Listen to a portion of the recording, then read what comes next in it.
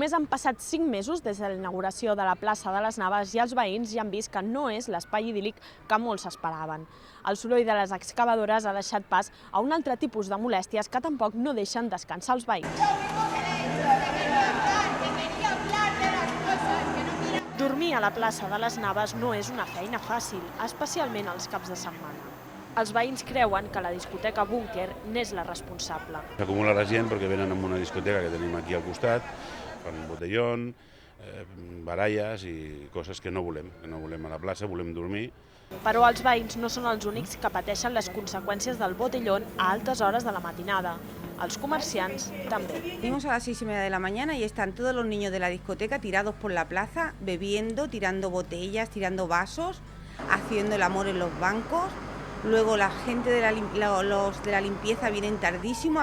Els propietaris del búnquer no estan d'acord amb les acusacions i diuen que el seu local està completament insonoritzat. Nosaltres els entenem i intentem no generar molt de soroll. Intentem, tota la gent que ve per aquí amb bosses, normalment d'ampolles i de més històries, i que és gent que vol entrar al local, no deixem que facin botellón aquí. La gent que ve a fer el botellón d'aquí és probablement gent del barri. El veïnat no vol sortir al balcó i que nit rere nit es repeteixin imatges com aquesta. Per això han creat l'Associació de Veïns de la plaça de les Naves. Però no són els únics que han pres mesures. Continuarem no solament vetllant perquè aquest establiment públic compleixi la normativa, que ho compleix, sinó sobretot els usuaris, els clients, diguem-ho així, d'aquesta discoteca, perquè al final la discoteca, quan tanca.